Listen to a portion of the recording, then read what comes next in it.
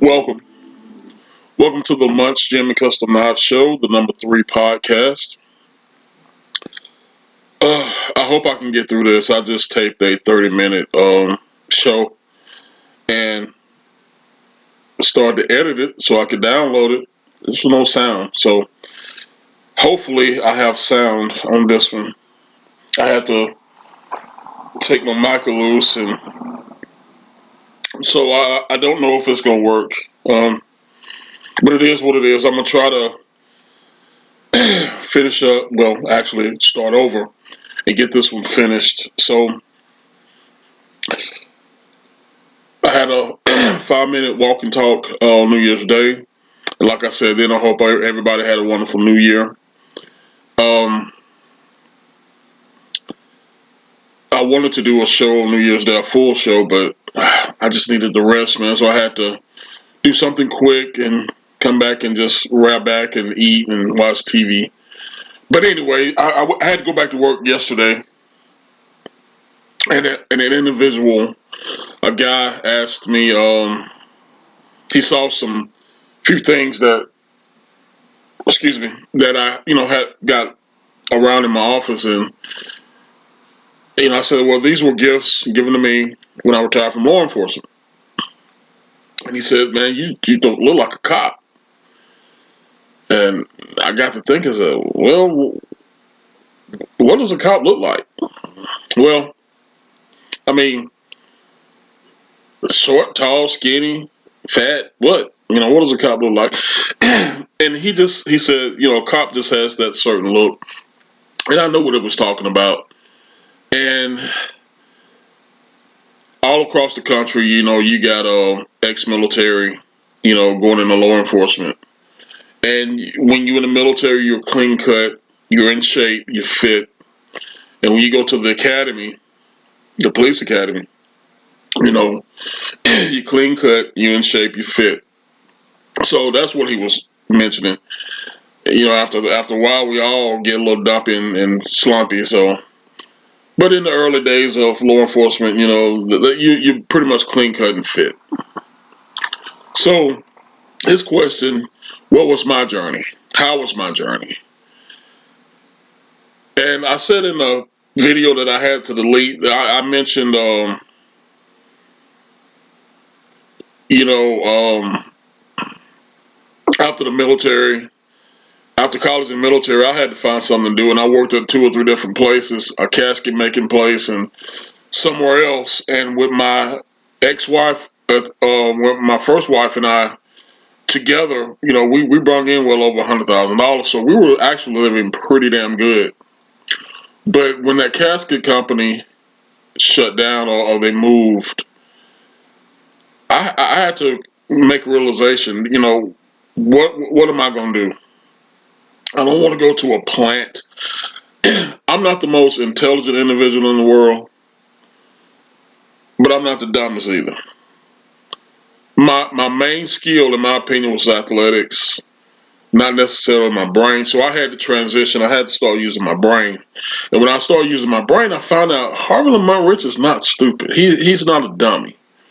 So that little 5 to 10 year journey from college and military to, getting married, having children, and blah blah blah. That little 5 to 10 year area is full of information. I'm not going to bore you with it all right now, but I will say that after that casket company shut down or moved, the company gave us a service package, and part of that service package was they had a job fair at Gaston State Community College, and at the job fair, man, I saw the NYPD, Dallas Police Department, Atlanta, Tulsa, Vegas, and it was probably one more. And I was like, So I looked into all of them, the pay, the training, etc., etc., and all of them was intriguing, man. And surprisingly, the number one for me was New York. I hate New York. There's nothing about New York that I like. It's too many people. Think about this. If you take everybody in the state of Alabama, everybody in the state of Mississippi, everybody in the state of Arkansas, and combine them, you still won't have the population that you got in this little bitty area of New York. 12 million people in this little bitty city. No, that's not for me. But I will say they had the best package offered. Um, but they were out. Las Vegas was out. Dallas and Tulsa, I did give consideration. I can't remember precisely why I didn't um, go forward with that process. But I will tell you this: probably because Atlanta being right up the road, well, it had a lot to do with it. And their package wasn't that bad. But in those days, you got to think about Atlanta, man. Atlanta was the dirty, dirty, and it was the dirty, dirty. You had a lot of rappers and all these ungodly people coming to the area, and they bring other people, and they bring other people. The dope trade was heavy in Atlanta. That's why they formed the Red Dogs. A lot was going on in Atlanta, but I was about to take that plunge, and my minister at the time, I can't remember her name. She was out of Jamaica, but she worked in Atlanta, and she was real close with my mom. And she was like, my mom may have had reservations about me joining the Atlanta Police Department, but I think, and then she kind of whispered some of this in my pastor's ear. But she was like, baby, I think she there was social work or something like that. She's like, I want to interest you into this, and so I kind of stepped away, and I don't regret it. God takes you where He wants you to go. And I'm gonna be honest with you, Atlanta itself, regardless of what she, had to present to me, Atlanta itself just it ain't for me. Hell, it's worse than New York. You ain't got as many people, but it's worse than New York, man. I'm not a fan of Atlanta. So I came home. I think I applied with the Anniston Police Department and maybe one more. And I actually, I passed the test, passed the physical. No. I passed the test, passed the physical. Or I passed the test and failed the physical. And then I had to get a retraining date. Actually, I think before that, I applied for the state troopers. I didn't pass the test. I reapplied for, take the test and passed it, but I didn't pass the physical. Now you got to remember, I've been in athletics all my life. But one thing that hindered me was my endurance, because I'm 5'7", and I have, at the time I think 215, 205, 215 weight. My ideal weight back then and now is, I was told by a trainer, was 225. But the endurance at that weight, if I was 10 to 20, 15 pounds less, that mile and a half would have been no problem. But at 205, 215, and 210, it was just a little too tough for me. So I came back in. That's when I applied for Anderson Police Department. Passed the test, passed the physical, and some way, somehow, in the interview, um, the interview didn't go that well. Now I had a few of my buddies that I played football with. They were captain and lieutenant, I want to say. But it's something in that interview that didn't go right. Even though I was pretty much told I had the job in hand. But I think what did me in is I went for the lie detector. And when the guy asked me, have you ever smoked marijuana? He said that bar went way up. And as God is my witness, I had never did a drug. Never. Now, I had a sister-in-law who had plenty of marijuana, around. And I probably got a whole bunch of secondhand smoke. A couple of buddies of mine in the car with them, they smoking. Got tons of secondhand smoke. But actually getting a joint, putting it in my lips, never. So, but he said, yeah, it shot way on up. And maybe in my mind, I was like, damn, should I tell him that? even though we weren't supposed to say anything. I said, damn, should I tell them that I've been around it? I ain't never smoked it. But anyway, that was probably the number one thing that disqualified me from the Aniston process. So I said, okay. So I didn't stop. And I went to a girl I was dating after my divorce, worked at UAB. I said, my second choice was the medical field. Because that was really the only two things after the plant shut down, or the casket plant, to get in something that's never going to go away. That's law enforcement and medical. So I went the UAB route. I got into the training program, not necessarily the nursing training program. I think it was the patient care tech program that leads up to nursing, etc. And I'll tell you, other than because I worked at Jefferson Towers liver GI unit, gastrointestinal, but pretty much everybody who came to that unit was in liver failure. And I'm not gonna get into things I saw, because it's worse than being in law enforcement. That unit gave me PTSD. The things I saw, and it was horrible. But other than that, I really enjoyed the patients that stayed alive. I really enjoyed my coworkers, and I just love being in UAB. But it wasn't until I was getting off one day, I was waiting on the bus, and this little thug dude, he was a janitor or custodial department, and we was kicking it. And a doctor came out there, black cat from Atlanta. We was kicking it. And this other guy came. We just talking, just having a good time. And old buddy, I got scrubs on, and old buddy looked at me. He said, he asked me a few things. You ever did this? You ever did that? I was like, yeah. He said, man, what? He said, what? He said, what you think about law enforcement? I said, I did. And I said, this happened, and this happened. He said, listen, he said, hey, we're about to send a crew in 3 months to the academy. Come on here, meet a couple people, put in an application, and see what happens. That was the start of my law enforcement career. And that individual, I can't remember his name. I got it up on Facebook, but he passed away during COVID.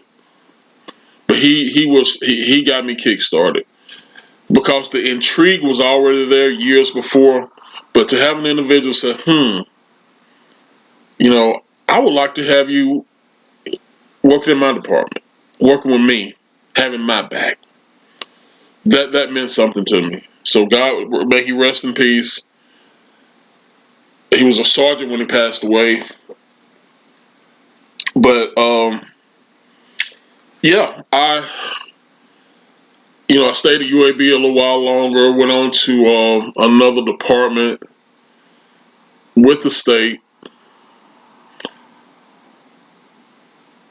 And well, actually, yeah, I went to that department with the state, but it was on a part-time basis, because I was full-time at UAB. But I went on to the Alabama Department of Corrections, because they was having a big hiring boom. Pretty much like when I went to that job fair, they were hiring big time. At the time, I was told that, can't remember how many officers they had. I'm just gonna make up a number and say they had 20,000 officers.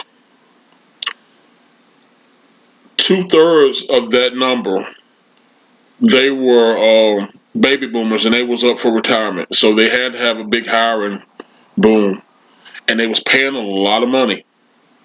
So I got hired on, and I worked with the Alabama Department of Corrections, I want to say from 2003, 2004 to 2015, I want to say. And I worked with that third agency, DYS, juvenile criminal justice, off and on for probably 20 years. Cause like I said, I had did work with them part time. When I was at UAB, or my early days at UAB.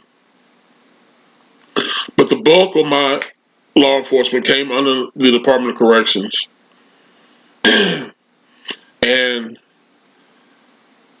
there were many reasons why I left. Because I've never been scared. never afraid. But the reason I left, if you don't have good people at the top, if you don't have good leadership, it's going to reflect all the way down. We didn't have good leadership. I can't remember who was commissioner, but it just wasn't good leadership. You had your commissioner, and when it goes down like to the wardens, captains, lieutenants at St. Clair, where I was, the most dangerous prison at that time on planet Earth. Without good leadership, you pretty much setting yourself up for failure. So, a couple of guys, they was like, "Hey, we got to get out of here. We don't want to lose our state benefits. We got to get out of here." They all applied with another agency and asked me what I want to apply to, and I did. I transferred. That's what 9 years ago. But yeah, that was my life in law enforcement. I wasn't Hawaii 5-0 on the street. Busting dope dealers doing that. When I was on the street, I worked at a college campus, UAB. We saw a bunch of drunk kids. There was one tragedy that we had to roll up on, but that was a very unusual. Lady was sitting in the car and she stopped. And I don't know if you go to a large city, in the wintertime you see steam coming up out of these manholes or these vents.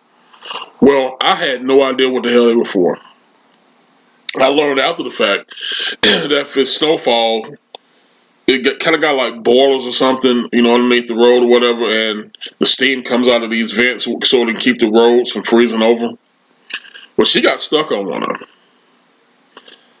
And for some reason, not known to anybody that was living, she basically got boiled or cooked, steamed in her car. And that was one of the last few things I actually witnessed at UAB before I transferred to the Alabama Department of Corrections.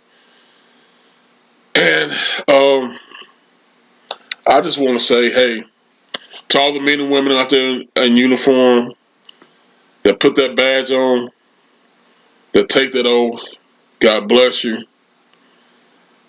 These guys put their life on the line for sometimes $15 an hour, sometimes $28 an hour, and majority of times less than 6 figures a year. And that's why in law enforcement you need good leadership at the top. So like if you worked in a city, if you don't have a good mayor, you're not going to have a good police department.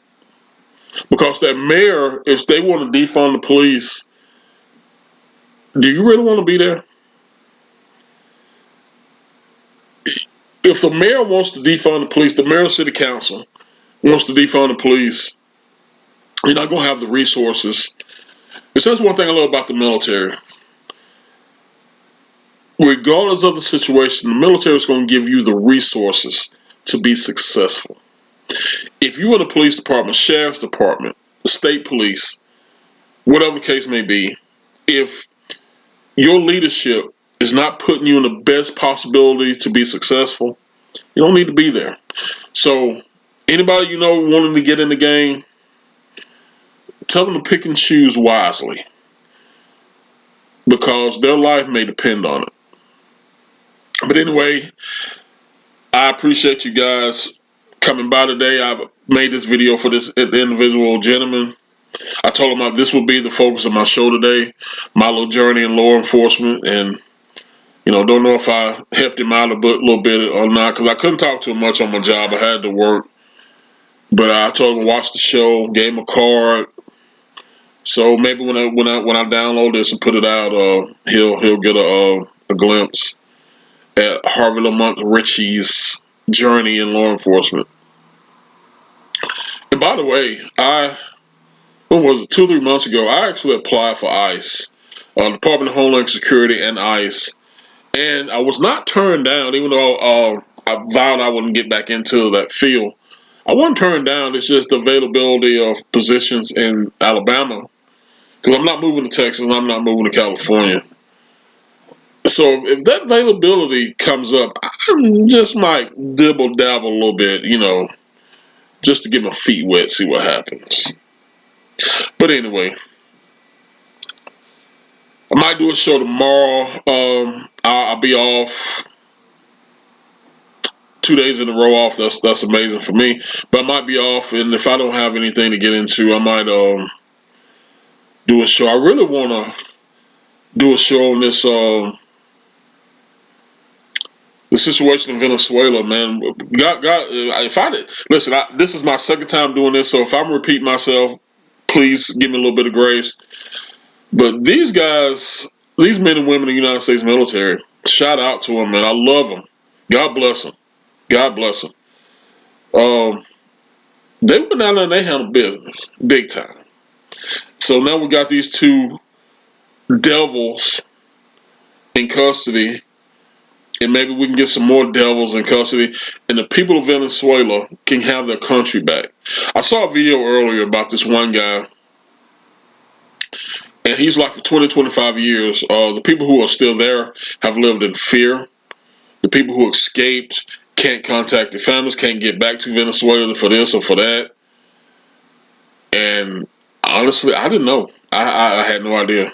So I'm going to continue to look at this and learn a lot from it. But in the meantime, listen, you guys be blessed. I appreciate you. I love you. Tell a friend to check me out. To give me some more content ideas. It's 2026, so I'm gonna be doing a few things differently. I'm not into the politics game, and then again, I am.